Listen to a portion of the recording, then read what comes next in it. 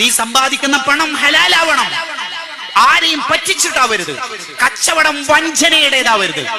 തട്ടിപ്പിന്റെ ബിസിനസ്സുകൾ, ഓൺലൈൻ തട്ടിപ്പുകളുടെ കാലത്താ പലരോടും കടം വാങ്ങി പറ്റിച്ച് പലരുടെയും മനസ്സിന് തൃപ്തിയില്ലാതെ നീ പല പണങ്ങളും വസൂലാക്കിയിട്ടാണ് നിന്റെ കച്ചവടം തുടങ്ങിയതെങ്കിൽ അതിലൂടെ കിട്ടുന്ന ലാഭം ശുഭത്താണ്, പലപ്പോഴും ഹറാമിലേക്ക് എത്തിച്ചേരും.